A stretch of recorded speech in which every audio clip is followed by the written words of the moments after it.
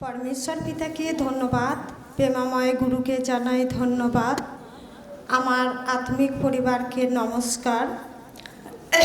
खूब सुंदर परमेश्वर पितार काछे आमी तो इच्छा रेखेछिलाम जे परमेश्वर पिता आपनार आत्मिक काजे प्रचुर रूपे की होक बृद्धि बाड़ुक। शुधु आगामी आगामी काल जिनी अशोक स्যার शिक्षा दिएছিলেন जे गुरु যিশু বলেছিলেন আমার আধুরা কাজ তোমাদের দ্বারাই কি হবে সম্পূর্ণ হবে।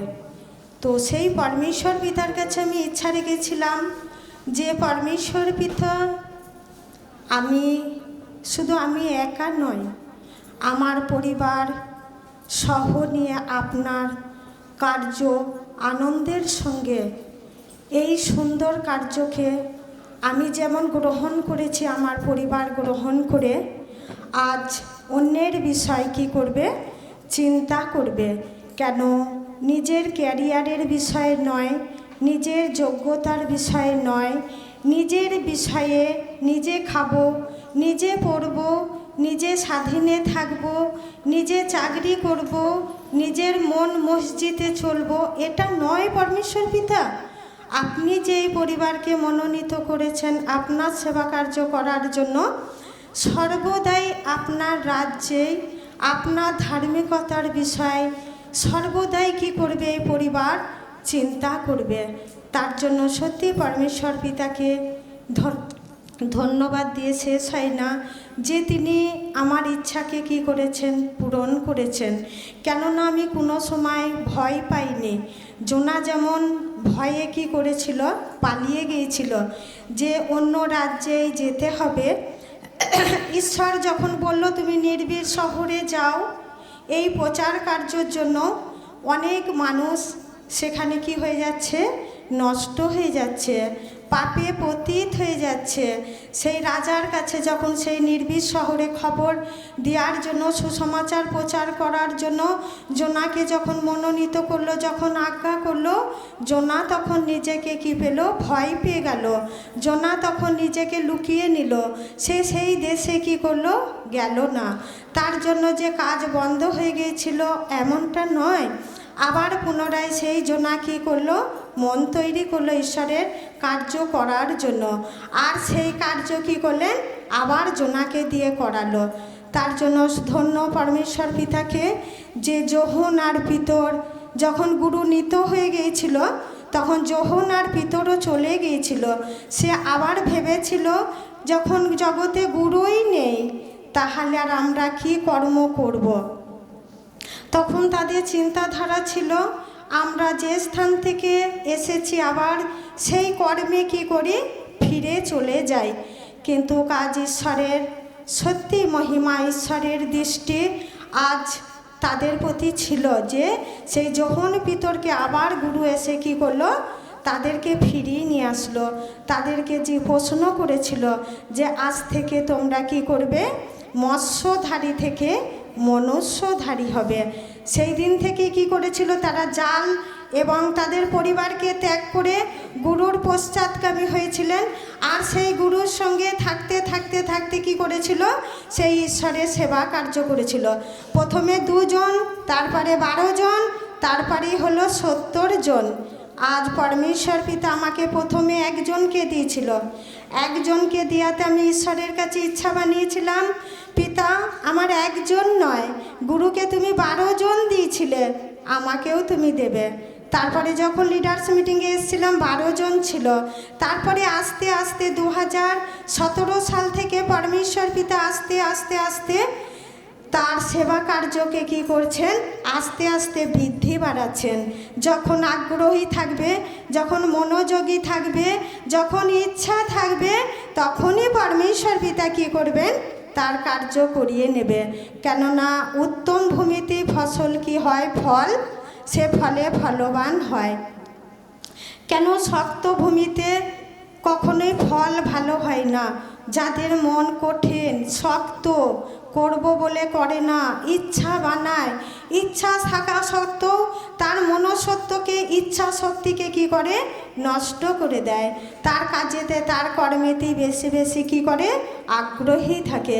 তার জন্য পরমেশ্বর পিতা বলেছে, তোমাকে যে সত্যিকারের একটা মন দিয়েছি, সেই বিবেক, সেই মনকে তুমি, সেই মনসত্বকে, তোমার বিবেককে তুমি প্রশ্ন করো যে তুমি কেমন ছিলে আর এখন তুমি কেমন আছো।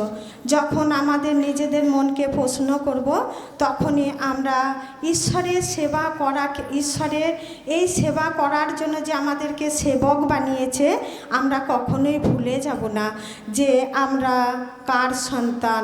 আমরা একটা খ্রিস্টের সেবক। আর সেই সেবকের কি রূপ চলা প্রয়োজন, আজ পরমেশ্বর পিতা আমাদের প্রত্যেকের দ্বারাই কি করেছে, প্রচুর রূপে কি করেছে, শিখিয়েছে। তার জন্য পরমেশ্বর পিতা বলছেন না, হিতোপদেশে 3:17, এইটা কিন্তু মনোরঞ্জনের পথ। পরমেশ্বরের পথ হচ্ছে মনোরঞ্জন।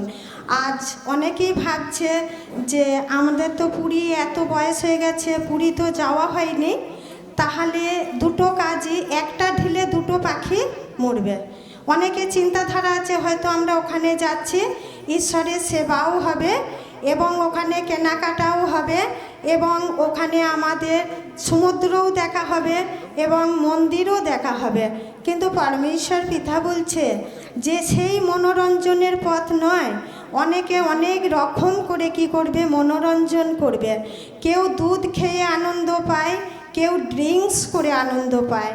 তাহলে সেটাকে নিজেকে বুঝতে হবে যে আজ আমরা এই স্থানে এসেছি, আজ আমরা কোনটাতে মনোরঞ্জন করব, কোনটাতে আমরা কি করব, আনন্দ উপভোগ করব।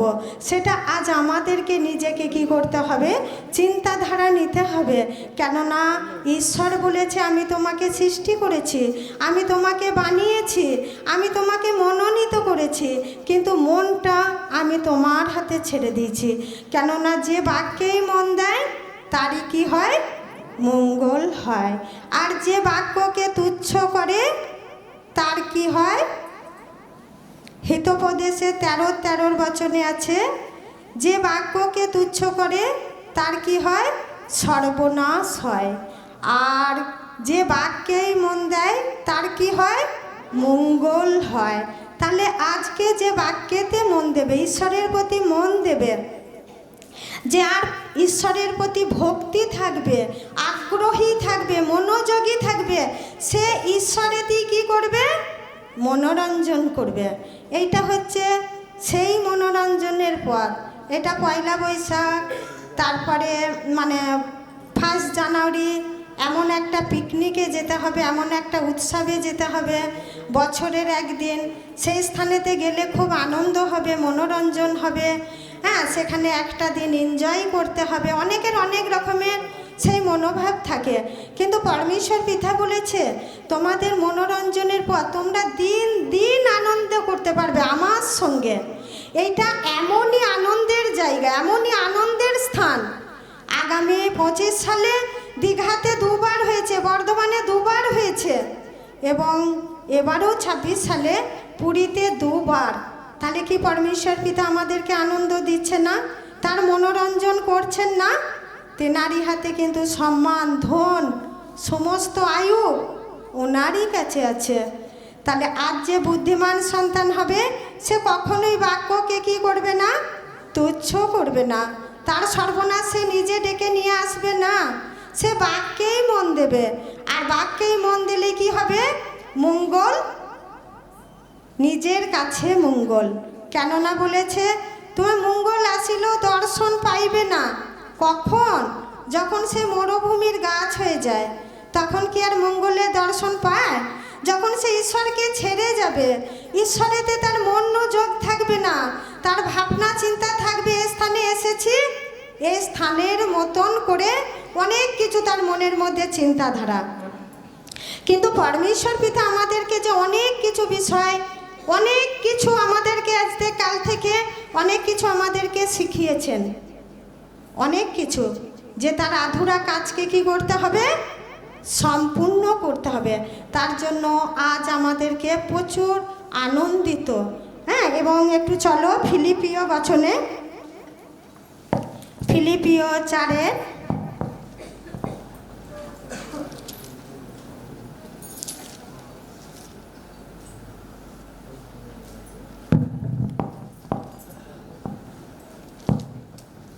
না ফিলিপি 2:4 বলেছে, এবং প্রত্যেকজন আপনার বিষয়ে নয়। কি বলেছে? যে তোমরা এতজন যে স্থানে এসেছো নিজের বিষয়ে নয়। কাদের বিষয়ে চিন্তা করবে? অন্যের বিষয়। তোমরা অন্যের বিষয়ে চিন্তা করো, নিজের পরিবারের বিষয় নয়, নিজের ছেলের বিষয় নয়, নিজের স্বামীর বিষয় নয়, নিজের রাজ্যের বিষয়ে নয়, নিজের ধার্মিকতার বিষয়। আজ পরমেশ্বর পিতা এর জন্যই আমাদেরকে কি করেছে? মনোনীত করেছে। এর জন্যই পরমেশ্বর পিতা আমাদেরকে রাজদূত সভায় রাজকর্ম করার জন্যই আজ পরমেশ্বর পিতা সেই শিক্ষা দিয়ে আমাদেরকে গড়ে তুলছে। তার জন্যই বলেছে যে তুমি নিজের বিষয়ে চিন্তা করো না, কি খাবো কি পরিব এই বলে তুমি কখনোই ভাবিত হবে না। তুমি আমার রাজ্যের বিষয়ে চিন্তা করো। মতির 6-এ কি তাই আছে? 6:33 বলেছে যে তুমি আমার ধার্মিকতার বিষয়ে কি করো? চিন্তা করো। আমি তোমার জন্য চিন্তা করিব, কেননা কি খাবো কি পরিব বলে এই সকল নয়, কল্যকালের বিষয় কল্যকালই চিন্তা করবে। তার জন্য ধনবান চিন্তা করেছিল আমার গোলাঘর বড় বড় ভেঙে বড় বড় করো। তখন ঈশ্বর বলেছিল, হে দুর্ভাগা, যদি আজ রাত্রি তোমার প্রাণ চলে যায় তাহলে এই সকল কার হবে? এটাও আমরা জানি। তার ধার্মিকতা, তার রাজ্যের বিষয় আমরা যেন চিন্তা করি, ঊর্ধ্বের বিষয়ে যেন চিন্তা করি। এর জন্যই পরমেশ্বর পিতা আমাদেরকে তার রাজদূত সভায় কি করেছে? আনায়ন করেছেন, মনোনীত করেছেন ওনার সেবা করার জন্য। তার জন্য আজ আমাদেরকে ওনার সেই মনোরঞ্জন করার, আজ সেই মানে পুরীতে নিয়ে এসে মনোরঞ্জন করছে, খুব আনন্দ দিচ্ছে, খুব খুশি। নৃত্য বলো, নাচ বলো, গান বলো, পরমেশ্বরের ভজন দ্বারায়, উৎসাহিতের দ্বারায়, ইচ্ছার দ্বারায় পরমেশ্বর পিতা আমাদেরকে মনোরঞ্জন করছে না, আমাদের মনকে উদ্দীপনা করছে না, আমাদেরকে আনন্দিত দিচ্ছে না, আমাদেরকে প্রচুর রূপে দিচ্ছে, যেটা আমরা কোনো জগতে কোনো জায়গায় গিয়ে এত আনন্দিত হইনি। আজ পরমেশ্বর পিতার কাছে এসে আমরা প্রচুর মনোরঞ্জন করছি। যে সমুদ্রের ঢেউ খেলেই যে শুধু মনোরঞ্জন হবে সে তো বললো না আসবো আর চলে যাব, সেখান থেকে কেউ কিছুই নিয়ে যেতে পারবে না। কিন্তু আজ এই স্থান থেকে পরমেশ্বর পিতা আমাদেরকে কত কি দিচ্ছেন। আজ আমাদের সেই জিনিস যদি আমরা সত্যি করে নিয়ে যেতে পারি তাহলে পরমেশ্বর পিতা 2026 সালে আমাদের দ্বারাই ওনার বৃহৎ কর্ম, যে আধুরা কাজ এখনো অসম্পূর্ণ আছে, তো সেইটা পূর্ণ হবে। তার জন্য বলেছে যে তুমি কি করো, এবং বলেছে এবং অন্যের বিষয়ে বলছে প্রত্যেকজন অন্যের বিষয়ে নয় কিন্তু পরের বিষয় বলছে, প্রত্যেকজন আপনার বিষয় নয় কিন্তু পরের বিষয় লক্ষ্য। বলছে তুমি পরের বিষয় লক্ষ্য করো, কেননা 4:13 আছে। ঈশ্বর পৌলগুরুর দ্বারাই বলছে, হে ভ্রাতৃগণ, আমি চাহি না যারা নিদ্রাগত ব্যক্তি আছে তারা জানে না ঈশ্বরকে ধন্যবাদ দিতে জানে না। গুরু যিশুর নাম থেকে যে পরিত্রাণ আছে অনেক মানুষই জানে না, যে তারা যাতে নিদ্রাগত না থাক। আজ পরমেশ্বর পিতার বিষয়ে কি থাকুক? অবগত থাকুক। তার জন্যই বলছে তুমি অন্যের বিষয় কি করো? লক্ষ্য রাখো, নিজের পরিবারের বিষয় নয়। আমার ছেলে চাকরি হলে আমি যাব, প্রতিশ্রুত নিয়েছে, আমার ছেলেটা চাকরি হয়ে যায় তাহলে আমি পরমেশ্বর পিতার সেবা করব, আমার বাড়ি থেকে হবে, আমার বাড়ি থেকে এই কাজ হবে ওই কাজ হবে, এটা নয়। তোমার আমাকে অন্যের বিষয়ে লক্ষ্য রাখতে বলেছে। এখনো অন্য অনেক মানুষেরা কষ্টে দুঃখে কি করেছে, পড়ে আছে। আমরা যেমন কষ্টেই পড়েছিলাম, তারাও কি আছে, অনেক কষ্টের মধ্যে পড়ে আছে। নিজের বিষয় চিন্তা না করে আজ ধার্মিকতার বিষয়, রাজ্যের বিষয়, কোন রাজ্যতে যাব, কোন রাজ্যতে গেলে ঈশ্বরের সুসমাচার আরও প্রচুর রূপে কি হবে, এটা বৃদ্ধি বাড়বে। তার জন্য পৌলগুরু সব সময় কি করেছিল, তার নিজের বিষয়ে চিন্তা করেননি। তিনি অনাটন থাকা সত্ত্বেও বলেছিল কি অনাটন এবং কি আনন্দ, কি দুঃখ, কি কষ্ট, কি পরজাতি, কি ভক্ত ভাববাদী, কোনো বিষয় নয়।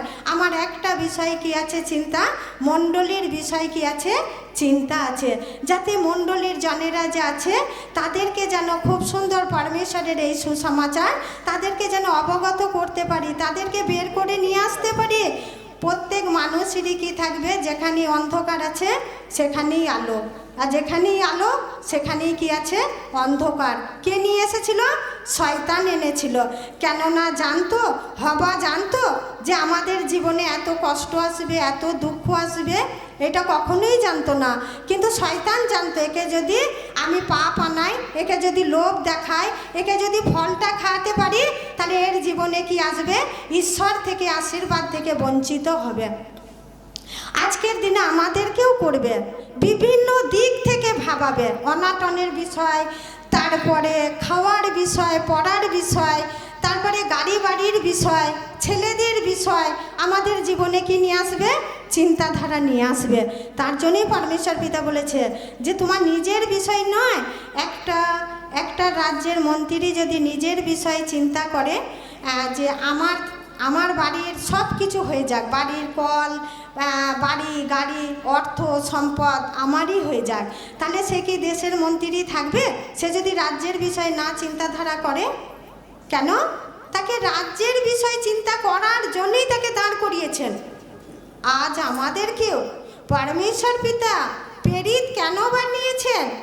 যে জানো আমরা তার বিষয়ে, তার ধার্মিকতার বিষয়ে আমরা যেন ভাবিত থাকি, আমরা যেন চিন্তিত থাকি, আর পাঁচটা মানুষের মতন আমরা যেন না হই। তার জন্য চলো 1 থেসলোনিকীয়র বচনটায় 4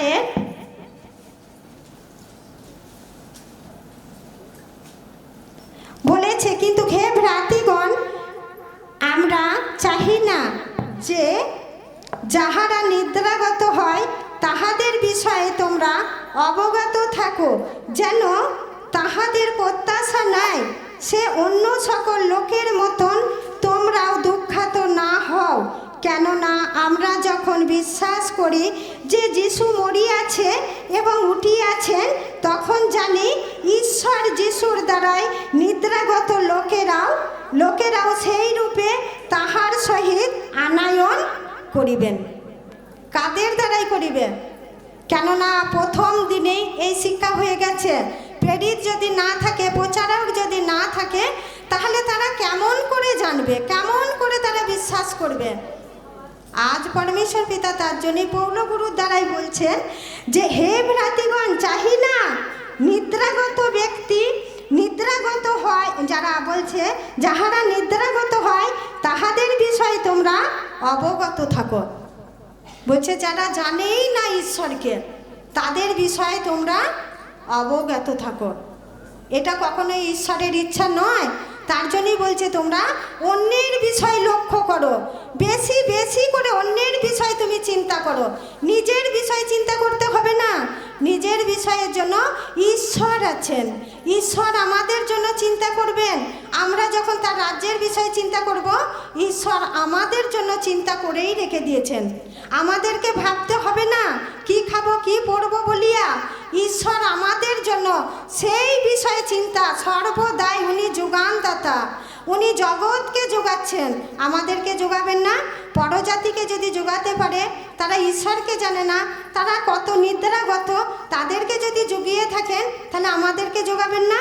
আমরা তার রাজ্যের বিষয়ে চিন্তা করি, তাহলে আমাদেরকে তিনি সমস্ত প্রয়োজনীয় জিনিস আমাদেরকে দেবেন না?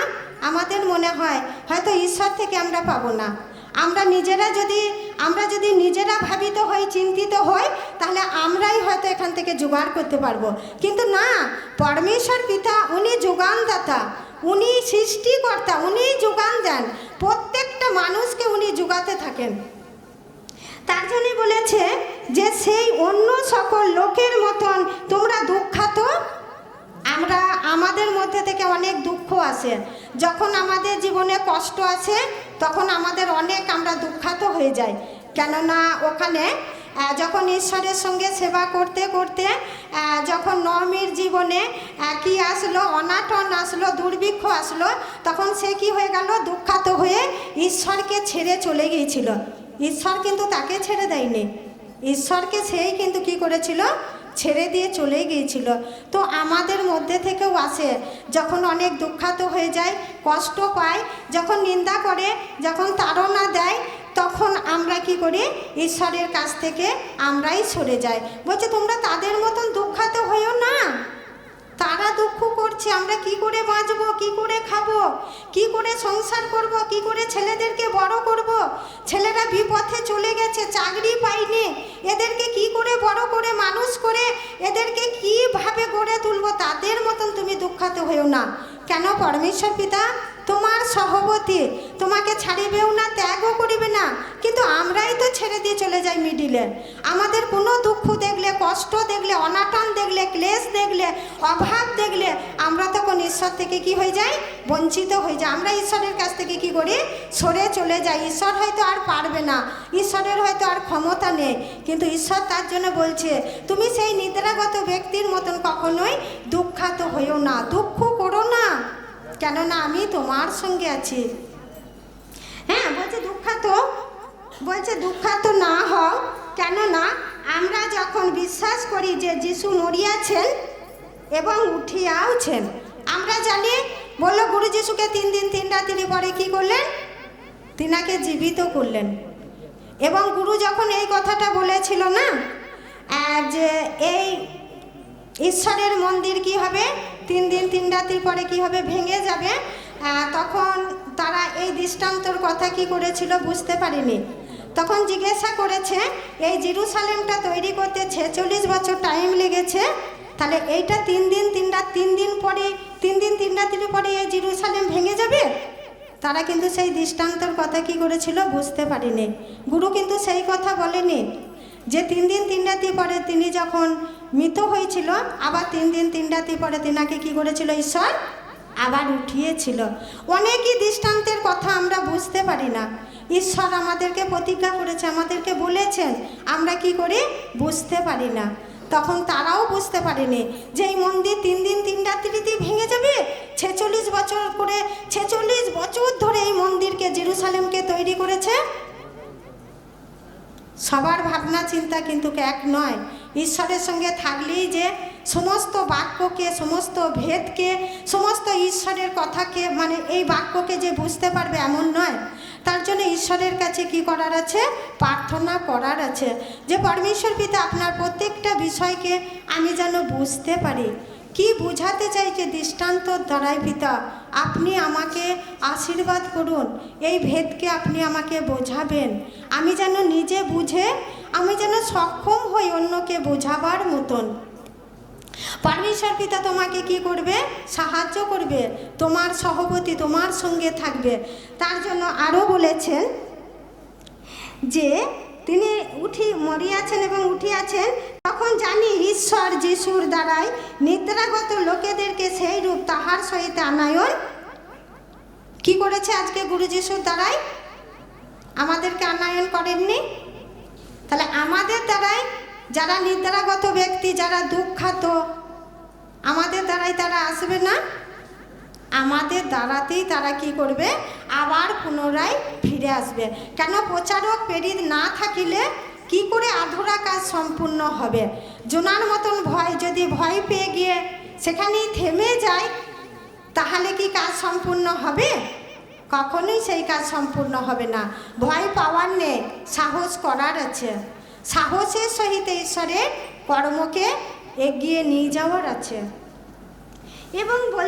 এবং বলছে তাহার সহিত আনয়ন করিলেন, কেননা আমরা প্রভুর বাক্যের দ্বারাই তোমাদিকে ইহা বলিতেছি যে আমরা যাহারা জীবিত আছি, যাহারা প্রভুর আগমন পর্যন্ত অবশিষ্ট থাকিব। এখনো গুরুজি সুর বলছে আগমন পর্যন্ত আমরা যেন অপেক্ষা করি, এখানেই যেন শেষ না হয় যে এই পৃথিবীতেই ধন সম্পদ এটা অ্যাচিভ করে আমার জীবন শেষ। এখানেই জীবন শেষ নয়। 1 করন্থীয় 15:19 বলেছে এইখানেই তুমি খ্রিস্টের প্রত্যাশা করছো এই পৃথিবীতে, তুমি স্বর্গের রাজ্যের প্রত্যাশা করোনি? স্বর্গের রাষ্ট্রের যন্ত্রণা জানো না? লাসার ধনবান যখন লাসারকে ডাকছিল, তোমার 5 আঙ্গুলি দিয়ে আমার জিহ্বাকে শীতল করো, তখন বলেছিল এটা কখনোই সম্ভব নয়।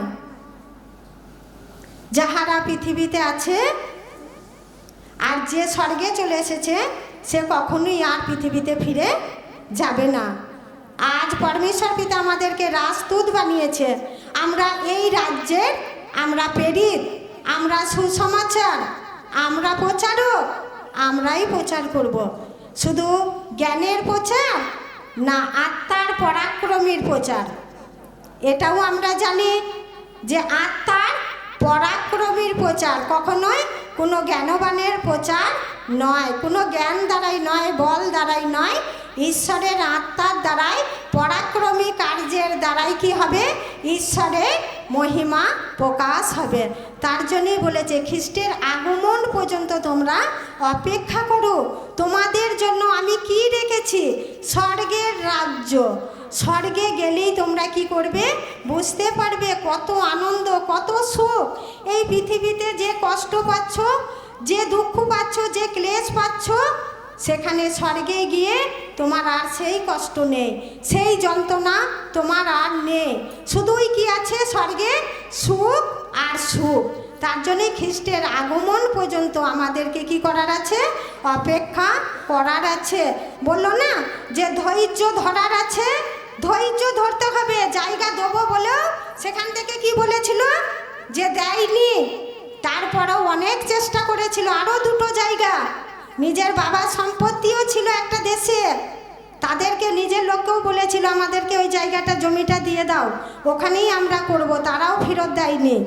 তারপরেই ওইখানে শ্বশুরবাড়ির ওখানেই একটা জমিকে কিনতে চেয়েছিল, তারাও কিন্তু সেই জমিটা দেয়নি সেই সময়।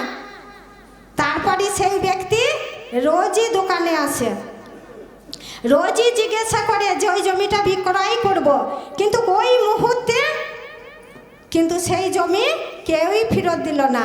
কিন্তু পরমেশ্বর পিতার কাছে ধৈর্য ধরাতে পরমেশ্বর পিতা কি দিল?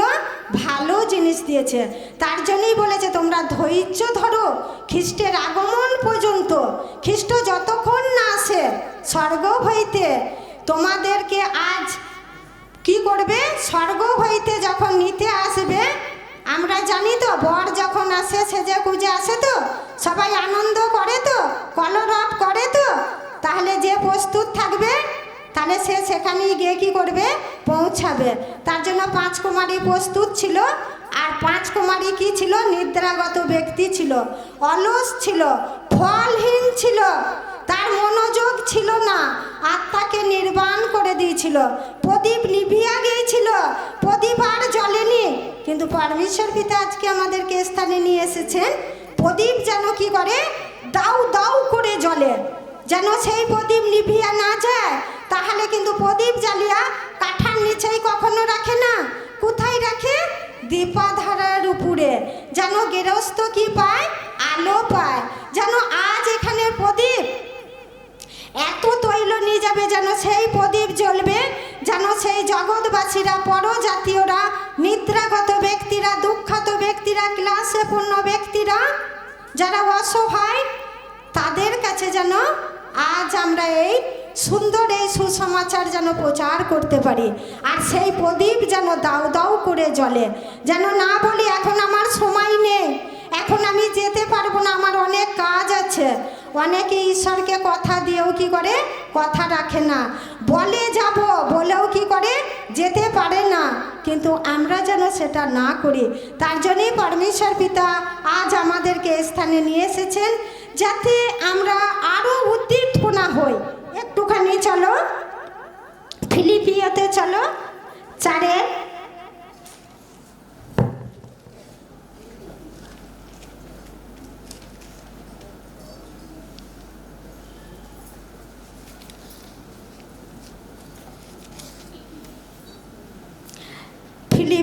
ফিলিপিও 4:10 বলেছে, কিন্তু আমি প্রভুতে বড়ই আনন্দিত হইলাম যে এতকালের পর এইক্ষণে তোমরা আমার জন্য চিন্তা করিতে নতুন উদ্দীপনা পাইয়াছ। কি বলল পৌলগুরু? বলছে আমি এতদিন পর কি হয়েছি, প্রভুতে বড়ই আনন্দিত। কেননা জগতের মানুষ কি করে, যারা ঈশ্বরকে জানে না তারা আনন্দ করে একটা চাকরি পেলে, তখন সকলকে কি করে, প্রচার করে, মিষ্টি খাওয়ায়, একটা জমি কিনলে, তারপরে একটা ব্যবসা বড় হলে, একটা বড় বাড়ি করলে তারা প্রচুর আনন্দিত হয়। কিন্তু পরমেশ্বর পিতার কাছে আমার আনন্দ হয় যখন একজনকে নতুন জায়গায় সুসমাচার, সেই জায়গাতে সুসমাচার দিতে পারি এবং একটা নতুন মণ্ডলী শুরু হয়, কি একটা লিডার্স মিটিং শুরু হয়, কি একটা শিক্ষার দিন হয়, কি একটা নতুন দেশে গিয়ে তাদেরকে এই সত্য বাক্য তাদেরকে মানে জানাতে পারি এবং তাদেরকে খুব উদ্দীপনাত করি, তখন খুবই কি হয়, আনন্দিত হয়। আজ ঈশ্বরের এই স্থানে এসে যেটা ম্যাম বললো না, যে এই বয়সে আমি আজ প্রথমবার কি এসছি, পুরী এসছি। পরমেশ্বর পিতার কাছে ধন্যবাদ হোক, আমিও এই প্রথম এই স্থানে কি এসছি, পরমেশ্বরের সেবা কার্যের জন্যে আজ আমি পুরীতে কি করেছি, মানে এই পুরীতে আমি আজকে এসছি রাজদূত সভা করার জন্য এসেছি। যে কোনো একটা উদ্দেশ্য, যে এখানে সমুদ্র আছে, কিন্তু এসছি অবশ্যই দেখেছি, যে দেখিনি এমনটা নয়। সেই সময়ের মধ্যে যতটুকুন পেয়েছি সেই সময়কে কাজে লাগিয়েছি। যে শুরু হয়ে গেছে কি যেতেই হবে, না গেলে হবে না, এই উদ্দেশ্যেই এসেছি।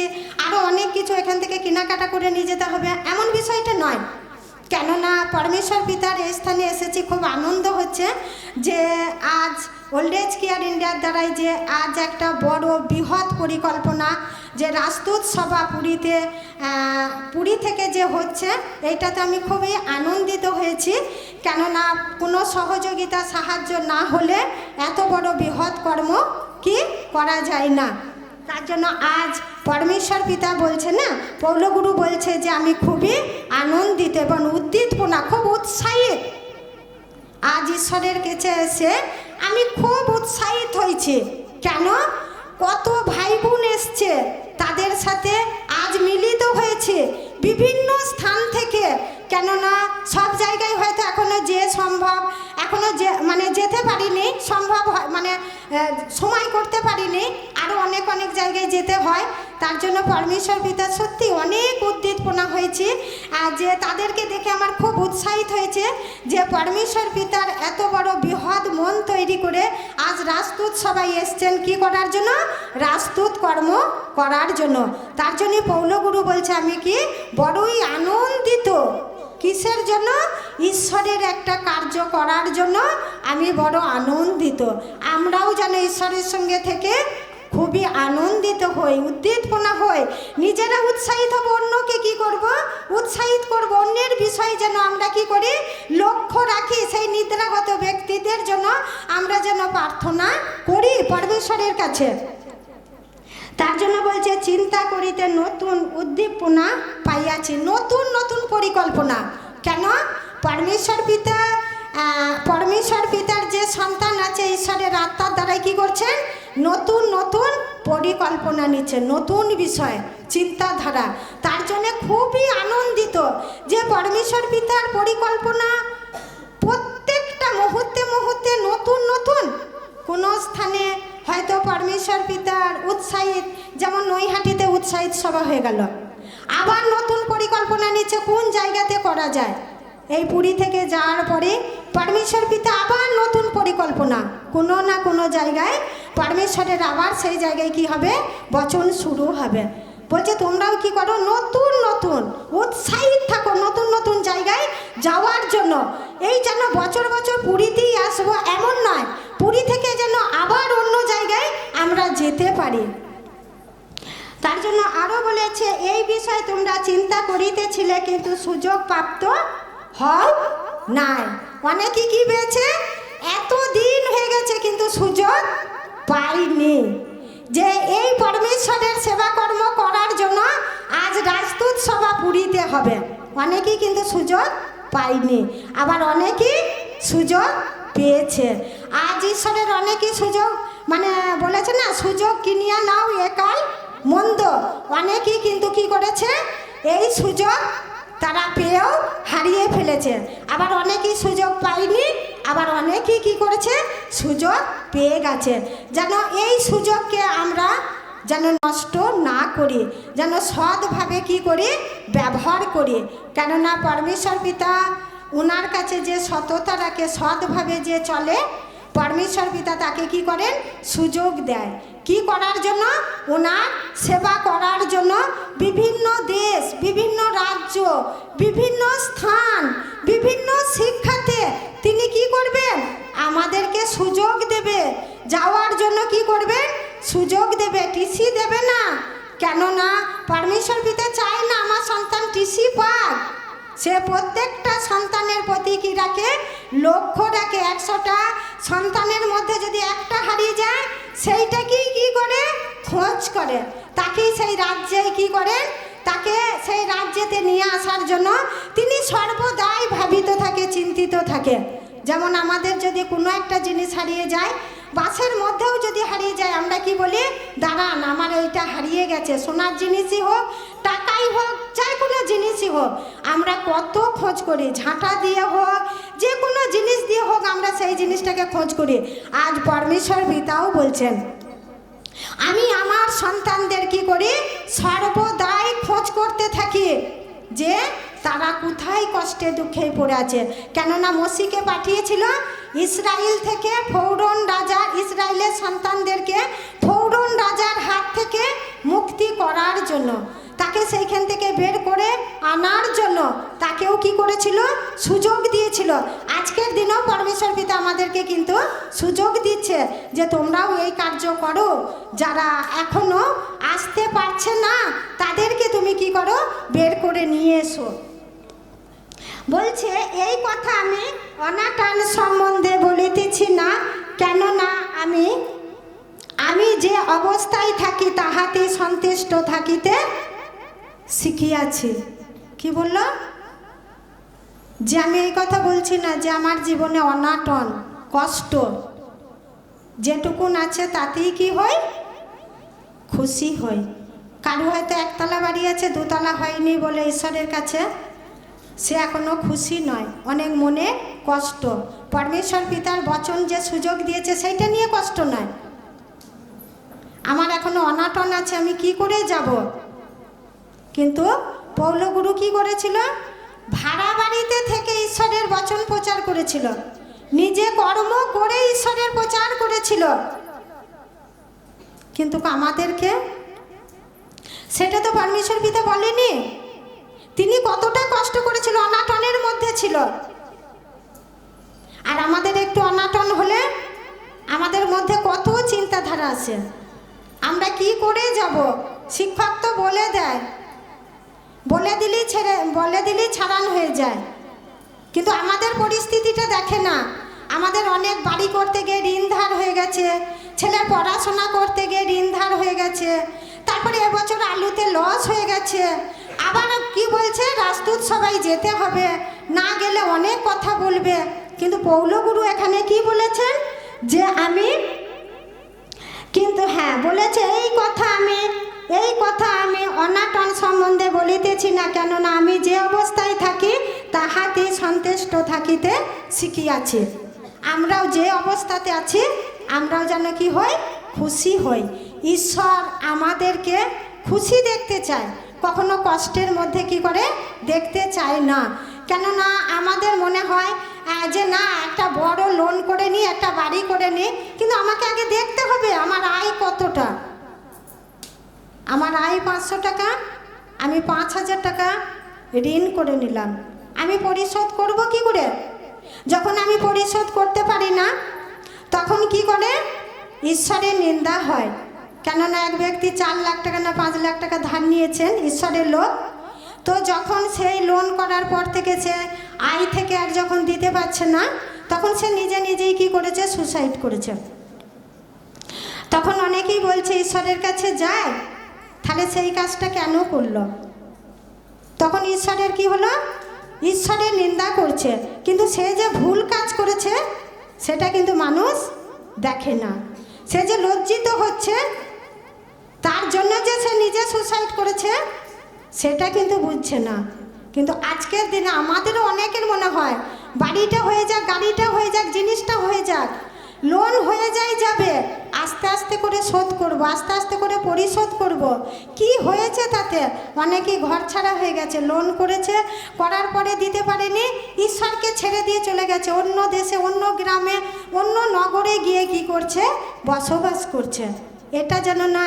পৌলগুরু বলছে অনাটনের সম্বন্ধে আমি কিন্তু কোনো কথাই বলছি না, আমি সবেতেই কি আছি?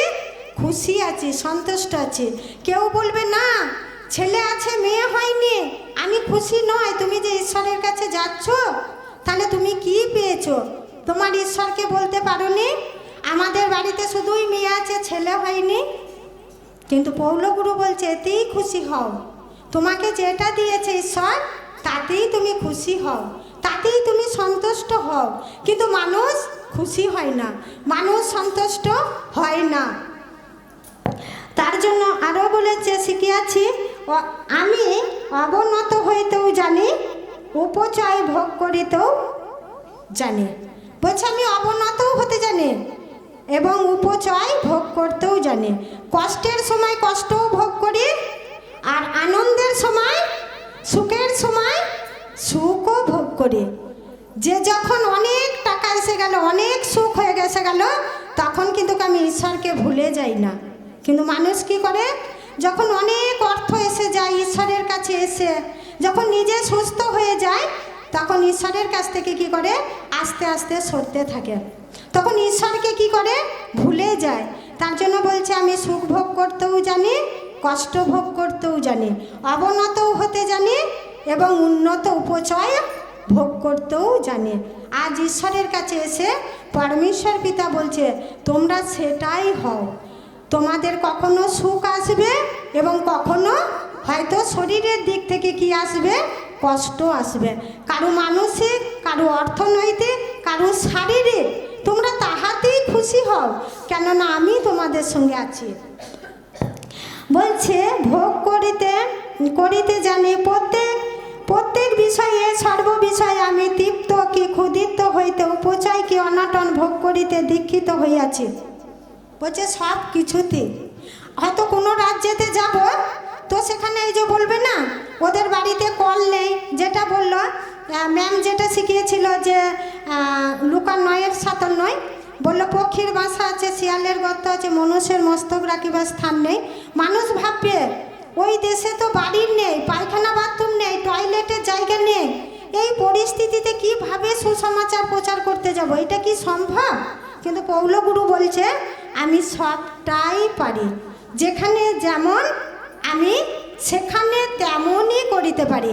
কার কি আছে এইটা বড় বিষয় নেই, আমি কোন উদ্দেশ্যে গেছি সেটাই হচ্ছে বড় বিষয়। আমি তার বাড়ি গাড়ি খাওয়া পড়া আমি সেইটার জন্য যাইনি, আমি গেছি আমি ঈশ্বরের সুসমাচার দেওয়ার জন্য। তার জন্য কোথাও হয়তো সুখ আছে, আবার কোথাও হয়তো কষ্ট আছে, কোথাও হয়তো বাড়ি আছে, কোথাও হয়তো বাড়ি নেই, কোথাও হয়তো প্ল্যাটফর্মেই বাস করতে হবে, কোথাও হয়তো আবার পথে ঘাটেও বাস করতে হবে। কেননা পরমেশ্বর পিতা বাঁকুড়ায় নিয়ে গিয়েছিল সেদিনে, তো বাঁকুড়ায় গিয়ে শুক্রবারে ওখানে শিক্ষা করে, শনিবারে শিক্ষা করে মণ্ডলী শুরু করে, আর বাঁকুড়া থেকে ফিরছে, তো ওখানে শনিবারেতে গাড়ি ক্যান্সেল করে দিয়েছে। বাঁকুড়ায় এসে দেখছি প্রচুর বৃষ্টি পড়ছে, এত বৃষ্টি পড়ছে যে ছাতাতেও জল আটকাচ্ছে না, ভিজে গেছে। আর এসে দেখছি গাড়ি নেই, তো ওখানে অফিসে যখন জিজ্ঞেস করছি বলছে গাড়ি ক্যান্সেল। তখন যখন বলেছে গাড়ি ক্যান্সেল, তখন এক মুহূর্তের মধ্যে তখন বলছি যে তাহলে কিভাবে এখানে থাকা যাবে। তখন পরমেশ্বর পিতা সাহায্য করলো, বললো এখানে থাকো, তোমাদের কোনোই চিন্তা নেই। তখন আমরা সেই রাত্রিতে, আর আগে আমি প্রার্থনা, ঈশ্বরের কাছে প্রার্থনা করতাম যে পিতা, এই স্থানে যদি গাড়ি 1 মিনিটের জন্য মিস করে ফেলি তাহলে কিভাবে বাড়ি যাব। তো এখান থেকে আপনি আশীর্বাদ করবেন, যাতে আপনি সাহায্য করবেন আমরা যেন ঠিক টাইমে গাড়িটা ধরতে পারি। তো ওখানে 2বার প্রার্থনা করাতে পরমেশ্বর পিতা সেদিন আমাকে বুঝিয়ে দিল যে সব কিছুই ভুল ধারণা, উচিত মতে তুমি প্রার্থনা করো, সেই প্রার্থনার কি আসবে, রায় আসবে। কেননা তুমি আমার কাছে ভুল প্রার্থনা করছো। তুমি একটা মানুষের ওপর নির্ভর করছো, আমার ওপর নির্ভর করছো না। কেননা তোমার ভাবনা চিন্তা যে বাঁকুড়াতে কোনো গেস্ট নেই, আত্মীয় স্বজন, কোনো পরিস্থিতিতে তুমি এখানে থাকতে পারবে না, তোমার এসব চিন্তাধারা। কিন্তু আমার ওপর তুমি নির্ভর করো, দেখো আমি সব পারি। কিন্তু সত্যি পরমেশ্বর পিতার সেই দিন রাত্রিতে যখন বাঁকুড়ার প্ল্যাটফর্মে আমাদেরকে থাকতে হয়েছিল 2জনকে, শম্পা ম্যামকে আর আমাকে, তখন পরমেশ্বর পিতা আমাদেরকে বুঝিয়ে দিল যে বাস্তবিক কতটাই আনন্দ, কতটাই খুশি। খাবার নেই, প্রচুর প্ল্যাটফর্মে খাবার থাকে, বাইরে অনেক খাবার থাকে, কিন্তু সেদিনে খাবারও ছিল না। তো 2টো চিড়ে ভাজা কোনো রকমে পেয়েছে, তো 2জন একটা খেয়েছিলাম, আর একটা ওই ব্যাগেতেই ছিল। আবার ওই রাত্রিরে 4টের সময় গাড়ি ছাড়লো, 4টে গাড়ি ধরে মেমারিতে এসে আবার নামলাম, মোসাগ্রাম নামলাম। আবার মোসাগ্রাম থেকে গাড়ি ধরে আবার বাড়ি এলাম, বাড়ি থেকে আবার গিয়ে একটা নতুন মণ্ডলী, সেখান থেকে আবার শুরু করলাম। পরমেশ্বর পিতা বলছে আমি তোমাকে সাহায্য করব, তুমি আমার সঙ্গে আছো, তুমি এত ভাবিত, এত চিন্তিত হবে না। তার জন্য এখানে বলেছে কি অনাটন চাই কিছু আসুক, তুমি তো আমার সঙ্গে আছো। হ্যাঁ, তার জন্যই বলছে দীক্ষিত হয়েছে যিনি আমাকে শক্তি, বলছে যিনি আমাকে শক্তি দেন। বললো না যিশুকে গুরু বলে স্বীকার করেছো, আজ সেই গুরুকে স্বীকার করাতে পরমেশ্বর পিতা আমাদেরকে শক্তি দিয়েছেন 9টি বরদান। তোমার মধ্যে থেকে সেই প্রতিভা হবে, তোমাকে দিয়েই পরমেশ্বর করাবেন বলে। তার জন্য বলছে শক্তি দেন তাহাতে আমি সকলেই করিতে পারি। বলছে আমি ঈশ্বরের শক্তিতে সব কিছুই করিতে পারি। তো আমিও বুঝলাম বাস্তবিক ঈশ্বর শক্তিমান, ওনার শক্তি থাকলে সব কিছুই করা কি আছে, সাধ্য। যেটা মানুষের পক্ষে অসাধ্য, ঈশ্বরের পক্ষে সেদিন কি আছে, সাধ্য আছে। ঈশ্বর সবই পারেন। তথাপি তোমরা আমার ক্লেশে সহভাগী হইয়া ভালোই করেছো। বলছে তোমরা আমার সঙ্গে যে থেকে ক্লেশ ভোগ করছো, আজ আমরা ঈশ্বরের সঙ্গে থেকে কি করছি, অনেক খ্রিস্টের নামে অনেক তাড়না, অনেক যন্ত্রণা, অনেক ক্লেশ আমরা কি করছি, ভোগ করছি। তার জন্যই পৌলগুরু তার শিষ্যদের বলছে যে তুমি আমার সঙ্গে থেকে কি করছো, ক্লেশ ভোগ করছো। আর যদি ক্লেশ ভোগ করি পরমেশ্বর পিতা আমাদেরকে পক্ষ করছে, মজবুত করছে, আমাদেরকে বুঝাচ্ছে। ওই দিন রাত্রিরে যদি বাঁকুড়াতে না থাকতাম তাহলে ঈশ্বরের বিষয় আমি আরও এটা বুঝতে পারতাম না যে এবং ওখানেও থাকা যায়, ওখানেও অনেক কিছু ব্যবস্থা আছে, এই অভিজ্ঞতাটা আমার হতো না। কিন্তু ওই স্থানে থাকার টাকাতে পরমেশ্বর পিতা অনেক অভিজ্ঞতা দিলেন। আর এই ভয়টা আসবে না যে আমার গাড়ি মিস হয়ে গেলেও আমি এখানে আর থাকতে পারবো না। আরও অনেক সুবিধা হলো, যেটা বাঁকুড়া থেকে ফিরে আসতে 12টা 1টা বেজে যায় বাড়ি ঢুকতে, কিন্তু সেই দিন বাড়িতে চলে গেলাম 7টার মধ্যে বাড়ি ফিরে গেলাম। তাহলে পরমেশ্বর পিতার সঙ্গে থাকলে কত সুযোগ সুবিধা, যেটা আমরা জানি না সেটা পিতা আমাদেরকে জানাবে। যখন আমরা বাইরে বেরোবো তখনই বুঝতে পারবো। হ্যাঁ, ভাবনা চিন্তা কি, আমার বাড়ি আছে, আমাকে প্ল্যাটফর্মে থাকতে হবে, ঈশ্বরের প্রচার করতে এসে থাকতে হবে। বলেছে মনুষ্যের মস্তক রাখিবার স্থান নেই। তোমার অনেক বড় বাড়ি থাকতে পারে, গাড়ি থাকতে পারে, টয়লেট থাকতে পারে, কিন্তু তোমাকে বলেই দিয়েছে যে তুমি এসো আমার পশ্চাৎগামী হও, কিন্তু মস্তক রাখিবা তোমার স্থান নেই। এই যেন আমরা পরমেশ্বরের সঙ্গে যখন আছি, আমাদের চিন্তাধারা যেগুলো আছে, আমরা যেটা বলে গেল না বাবাই স্যার, যে ত্যাগ করতে শিখি, শুধু ভোগ নয়, খ্রিস্টের কাছে এসেছি শুধু ভোগ করব এটা নয়, যেন আমরা কি করি, ত্যাগ করতে শিখি, আগে ত্যাগই হই, শুধু ভোগ নয় যে আমি শুধু অ্যাচিভ করব জীবনে, এই পৃথিবীতে অ্যাচিভ নয়, কিছু জিনিসকে কি করার আছে, ছাড়ার আছে, ত্যাগ করার আছে, দিয়ে দেওয়ার আছে। তার জন্য আরও বলেছে ভালোই আর হে ফিলিপিওরা, তোমরাও জানো সুসমাচার আদিতে যখন আমি মাকিদুনিয়া হইতে প্রস্থান করিয়াছিলাম, তখন কোনো মণ্ডলীর দেনা পাওনার বিষয় আমার সহভাগী হয়নি, কেবল তোমরাই হইয়াছিলে। বাস্তবিক থিসলিঙ্কিয়তে তোমরা একবার দুইবার আমার প্রয়োজনীয় উপকার পাঠিয়েছিলে। পৌলগুরু বলছে যে আমি কিন্তু তখন মণ্ডলী থেকে কোনো টাকা পয়সা পাইনি, তার জন্য আমি কিন্তু ঈশ্বরের সেবা করিনি।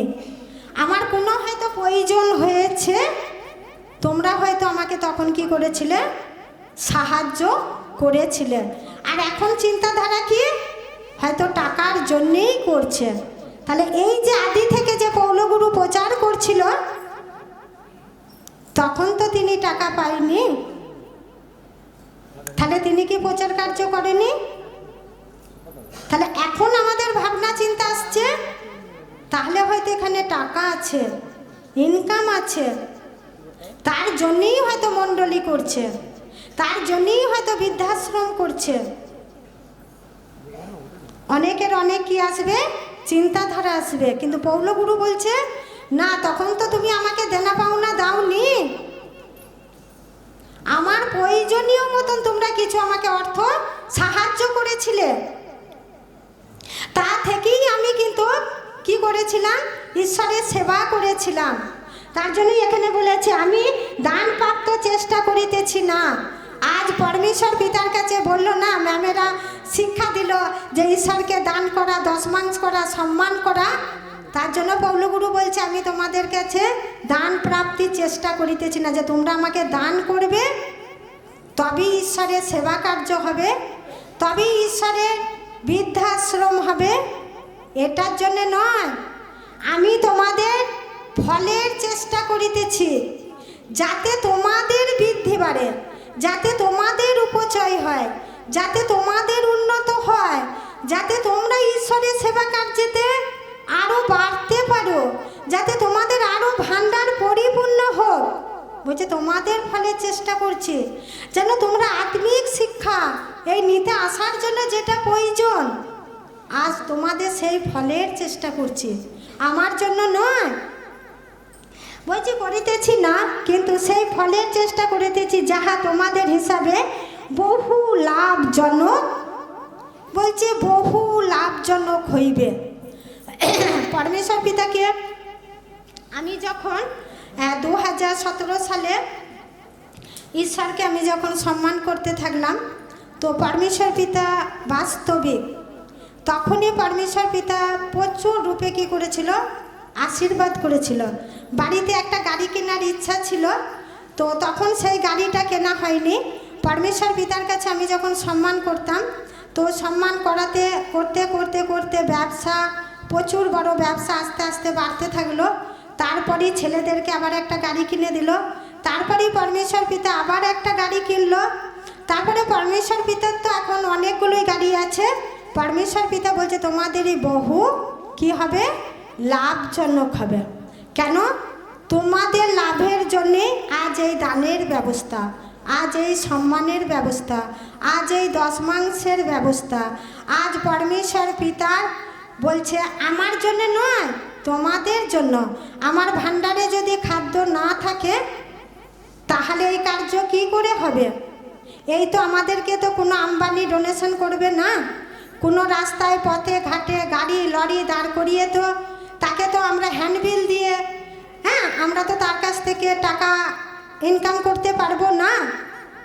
আজ আমাদের এই পরিবার থেকে আমরা যে সম্মান করব, সেই সম্মানের দ্বারাই কি হবে, ঈশ্বরীয় ভালো কাজে ব্যবহৃত হবে। আর যদি সেই দান করাতে পরমেশ্বর পিতা বলো না পরীক্ষা করে দেখো, তাহলে আজ এই 2026 সালে যে রাজদূত সবাই এসেছে, আজ ঈশ্বরকে আজ আমরা সম্মান করে আমরা নিজেরা পরীক্ষা করে দেখব যে সত্যিকারে আমাদের লাভজনক হয়েছে না হয়নি। আমরা সকলেই কি করব, মনে রাখব যে আজ 2026 সালে পুরীতে গিয়ে ঈশ্বরকে আমরা সম্মান করেছিলাম। আর সম্মান করাতে আমাদের সেখানে লাভ হয়েছে না আমাদের লোকসান হয়েছে? কেননা একটা ডক্টরের কাছে যখনই যাওয়া হয় 1000, 2000, 500 টাকায় কি ফি আছে, তাতে কি লাভজনক হয়নি? তাতে কি আশীর্বাদ হয়নি? একটা ছেলে জ্বর দেখাতে গেলে তাতেও কিন্তু অনেক পয়সা ব্যয় হয়ে গেছে, কিন্তু পরমেশ্বর পিতার সেটা কি লাভজনক হয়নি? আলুর দাম না থাকতে পারে, ফল তো অনেক দিয়েছে, তাতে কি লাভজনক হয়নি? কেন? পৌলগুরু বলল, যাহা পেয়েছ তাহাতেই সন্তুষ্ট থাকো, তাহাতেই খুশি হও। কেননা মানুষ অল্পতে খুশি হয় না, সন্তুষ্ট হয় না। আর মানুষের 16 পুরনো ইচ্ছাকে পূরণ হয় না। কেননা ঈশ্বর যতই দিক কিছু না কিছু একটা আমাদের থেকে খুঁত বাড়তেই থাকবে। তার জন্যই বলেছে যে আমি বহুত লাভজনক হইবে, আমার সকলেই আছে, বরঞ্চ কি বলছে, উপচিয়া পড়িছে। ঈশ্বর বলছে আমার কিন্তু সবই আছে, আমি তোমাদের কাছ থেকে দান নিয়ে আমার জন্য নয় যে তোমরা আমাকে দান করছো, আমি কি করছি, আমি তোমাদেরকে দান করিতেছি। যেটা আছে 2 বংশাবলীর 29-14 বলছে সবই তো আমার দান থেকেই তোমরা আমাকে কি করছো, দান করিতেছ। আমাদেরকে ঈশ্বর দান করেছে, আমরা ঈশ্বরকে দান করছি না। আমরা আমাদেরকে করেছে বলে আমরা করতে পারছি, আর যদি না করতো তাহলে আমরা কি করতে পারতাম? আমরা কিন্তু করতে পারতাম না। তার জন্যই বলেছে 1 তিমথিও, একটুখানি 1 তিমথিওতে যাব।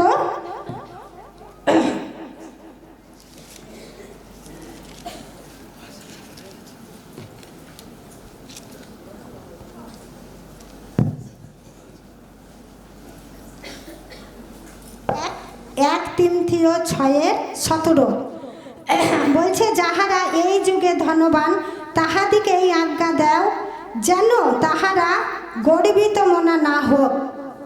অনেকেই কি করবে, ধনের জন্যে অনেক গর্বিত হয়ে যায়। ইস্করিয় কি করেছিল, যিশায়া যে আছেন তিনার অনেক ধন সম্পদ থাকাতে অনেক খারাপ কার্য করার জন্য তাকে বলেছিল এক্ষুনি কি হবে, তোমার মৃত্যু।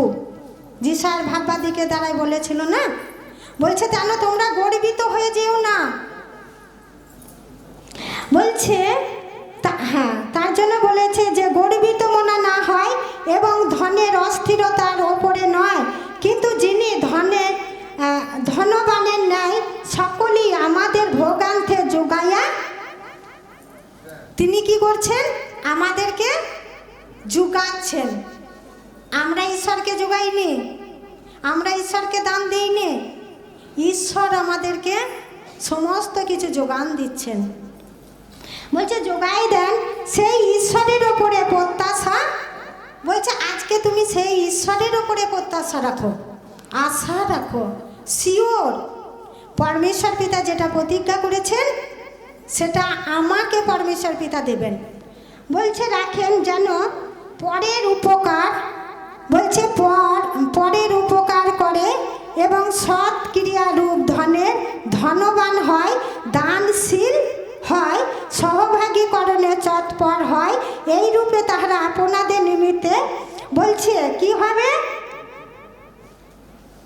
পরমেশ্বর পিতা কি বললেন, পরের উপকার, সৎ ক্রিয়া। আজ কি উপকার করব, আজ যে বললো না সম্মান করাতে, দান করাতে, তারপরে মেম্বার মানে আমরা সদস্য হওয়াতে কি করবেন, একজনের উপকার হবে, একজনকে হেল্প করতে পারবে, একজনকে সাহায্য করতে পারবে। অনেকেই আসতে পারে না, অনেকে সৎক্রিয়া করার ইচ্ছা আছে, আগ্রহী, প্রচুর গুরুত্ব করতে চায়, কিন্তু সে করতে পারে না। অনেকেই কি করে, বলছে উপকার করো, তার প্রয়োজনীয় জিনিস দাও, যেটা ওখানে বললো না পৌলগুরু তোমার ফিলিপিও বচনে বলে, তোমরা তোমাকে 1-2 বার প্রয়োজনীয় জিনিস আমাকে দিয়ে সাহায্য করেছিলে। বলছে এইটাও করো, তোমরা উপকার করো, সৎ ক্রিয়া, যারা সৎ ক্রিয়া করছে, সৎ কার্য করছে, আজ আমরা সেই সতের সঙ্গে চলছি। আর সেই সৎ ক্রিয়া, বিভিন্ন সৎ ক্রিয়া আছে, বলছে তার উপকার করো, তোমার করার ক্ষমতা থাকলে তুমি করো, দান করো, পরজাতির কাছে নয়, আজ আমাদের কাছে পরমেশ্বর পিতা এইটা আশা রাখেন। বলছে সৎ ক্রিয়া রূপ ধনে ধনবান হও, দানশীল হও। এই যে বলেছে না যে তোমরা দান করো, যখন দান করবে তোমাদের জীবনে বহু কি হবে, লাভজনক হবে। এবং হিতোপদেশে 10:22 আছে, বলছে আমি তোমাদেরকে দান দিয়ে কিন্তু কোনো মনোদুঃখ, আমি কিন্তু কোনো দুঃখ করি না। কিন্তু একটা মানুষ 100 টাকা 200 টাকা দেওয়ার পরেও কিন্তু কি করে, দুঃখ করে, ওকে আমি দিয়ে দিলাম, আমার খরচ হয়ে গেল, আমার না দিলেই ভালো হতো। অনেক রকম কি আসে, অনেক চিন্তাধারা আসে।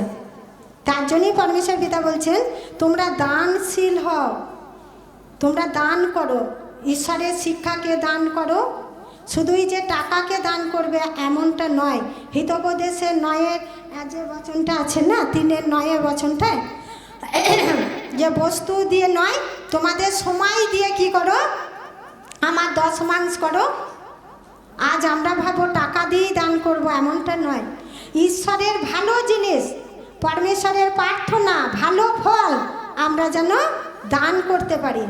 এই পৃথিবীতে আমরা যেন শুধু কি করতে পারি, দান করতে পারি। শুধুই যে নিজের কাছে গুছিয়ে রেখে দেবো এমনটা নয়, যেন দানশীল হই।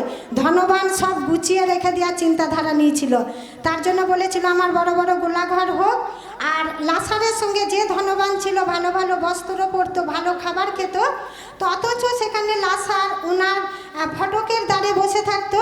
তিনি কি করেছিলেন, নিজে ভালো খেতেন, অন্যের বিষয় কিন্তু লক্ষ্য তিনি কিন্তু করেননি।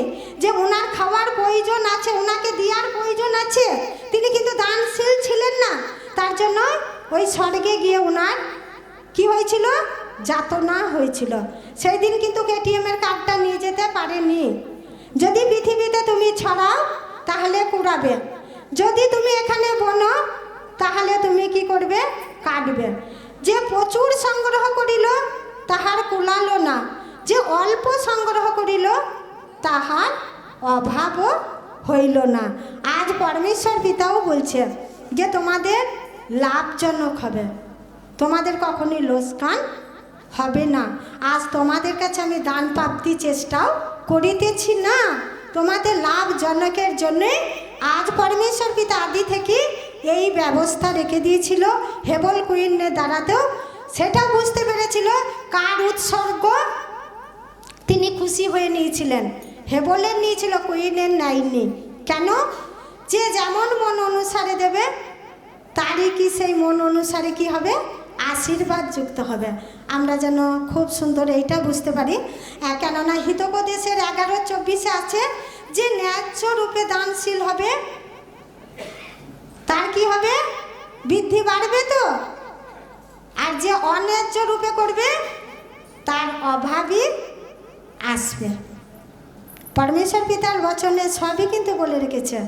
প্রত্যেকটা বিষয়কে আমরা যখন ফলো করব প্রেরিতরা, পরমেশ্বর পিতা সেই রূপে আমাদেরকে কি করবে, আশীর্বাদ করবে। যে ন্যায্য রূপে আজকের দিনে করবে তার বৃদ্ধি প্রচুর রূপে বাড়বে, বহু লাভজনক হবে। তো খুব সুন্দর। পরমেশ্বর পিতার কাছে তো আমার আরও অনেক ইচ্ছা আছে যে পরমেশ্বর পিতা উনি ওনার সেবাকর্ম আমাকে দিয়ে তো করাচ্ছেন। এবং পিতার কাছে আমার ইচ্ছা পরমেশ্বর পিতার যে রাজ্য আছেন এবং যে রাজ্যে সুসমাচার পরমেশ্বরের প্রচার করার জন্য যে পরমেশ্বর পিতা মনোনীত করেছেন এবং করাচ্ছেন, পরমেশ্বর পিতা সেই রাজ্যে গিয়ে ওনার আরও সেবা কার্য যেন আমি থেকে তাদেরকে যত্ন করে সেই স্থানকে খুব সুন্দর করে গড়ে তুলতে পারি। আমার পরমেশ্বর পিতার কাছে এই 26 সালে আমি সেই দেশে গিয়ে থেকে ঈশ্বরের কার্য করতে চাই। পরমেশ্বর পিতার কাছে আমার এতটাই ইচ্ছা। পরমেশ্বর পিতার কাছে আমার আরও ইচ্ছা যে পরমেশ্বর পিতা আমার গ্রুপ, আমার সহকর্মীর দ্বারাই যেন প্রচুর রূপে আরও সেবা কার্য প্রচুর রূপে হোক এই 2026 সালে। পরমেশ্বর পিতাকে ধন্যবাদ, গুরুকে ধন্যবাদ, সকলকেই নমস্কার।